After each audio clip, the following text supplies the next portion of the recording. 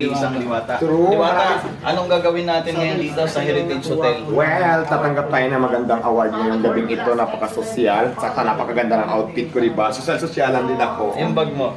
Bag at saka damit. Siyempre, Diwata din yung aking jubag. Oh, di ba? So ayan, no? Abangan po natin ang pagtanggap ni Diwata ng award po dito sa Heritage Hotel. Hello, magandang gabi po sa inyong lahat.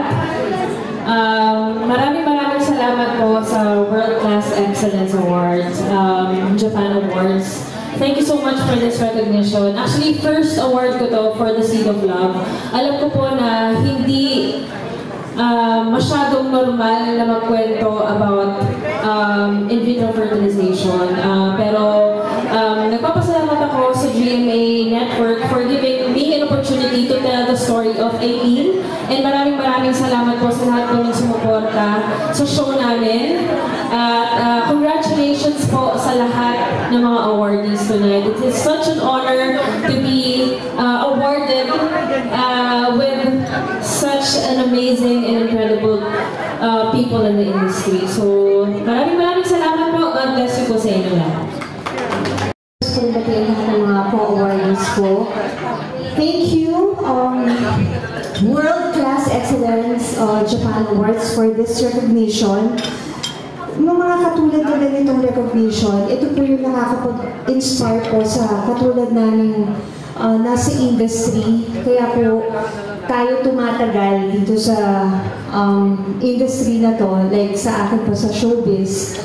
I've been here for 31 years and I'll be celebrating my 30 years this July 11. Sa Newport Performing Arts Theater, I'll be having a major concert.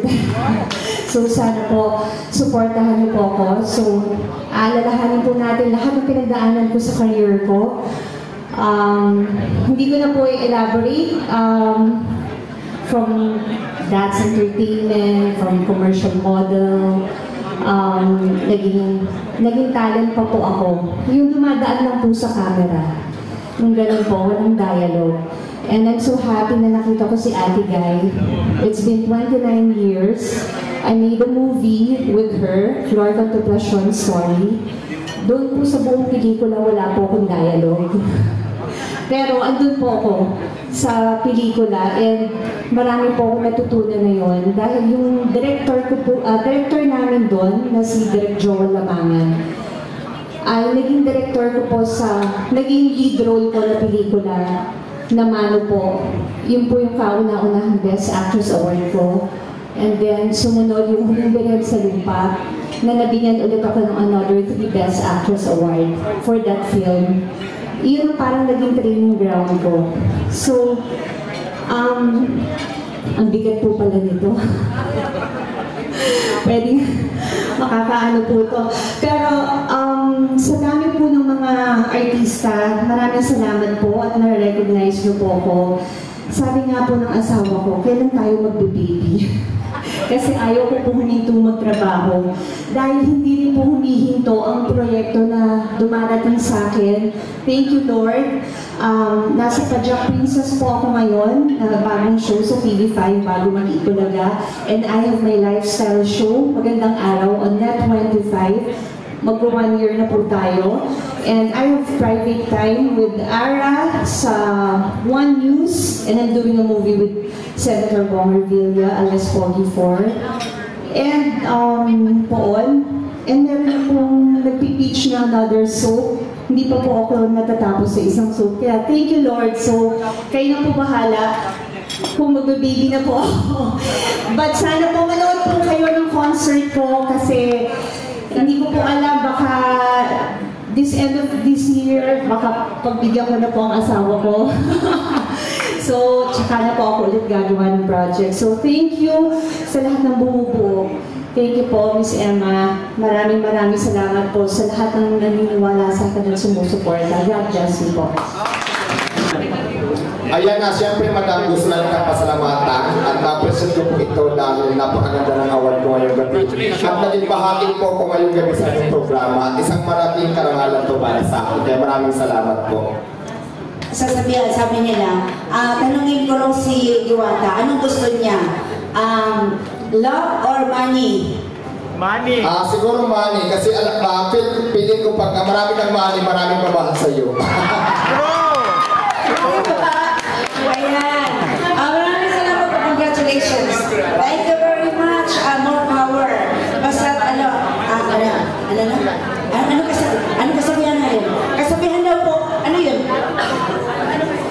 Dating binugbog, ngayon dinudumog. Ang dating binugbog, ngayon dinudumog. Okay. Ay sila lang po. Anong masasabi mo sa Panginoon sa blessings na binigay sa'yo ngayon? Siyempre, gusto ko lang magpasalamat sa Diyos dahil sa mga blessings na binibigay niya sa akin. Kaya maraming salamat, Lord, dahil hindi mo ako pinapabayaan. At siyempre, ako at pamilya ko at mga kaibigan ko at nakatulong din po talaga ako ngayon sa kanila. Maraming salamat, Lord, dahil ang lahat ng yan ay bigay mo sa akin. Yay! Ayun po ang malaking bagay po magpasalamat tayo sa Panginoon. Pag-blessing sa atin, pasalamatan natin siya. Thank you so much. Thank you. Thank you. So, sa Japan na October 20. Punta na ako ng Japan. Ayan.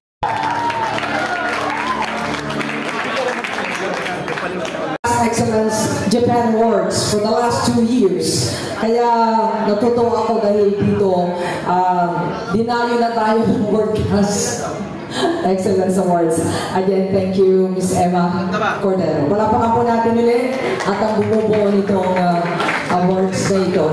At ang unang proposal ko po sa board, sa PCSO, ay magkaroon ng program na isang linggong serbisyo. Itong isang linggong serbisyo was already approved by our President when I discussed it with him. At ang isang linggo po, including Saturdays and Sundays, open po ang PCSO. Yung po ang aking gustong gawin para lalong makatulong sa lahat. But I would like to encourage everybody not to get sick. Please don't get sick. But just in case, my office is open para tulungan po kayo. Maraming salamat po. Ayan, very good. After award, binisita niya yung mga kumakain. Ayan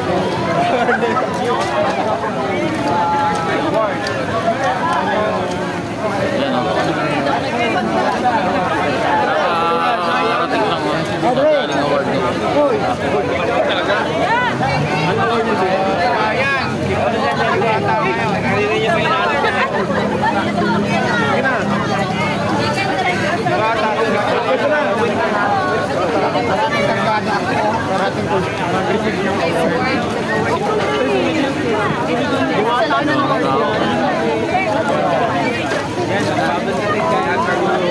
World class award.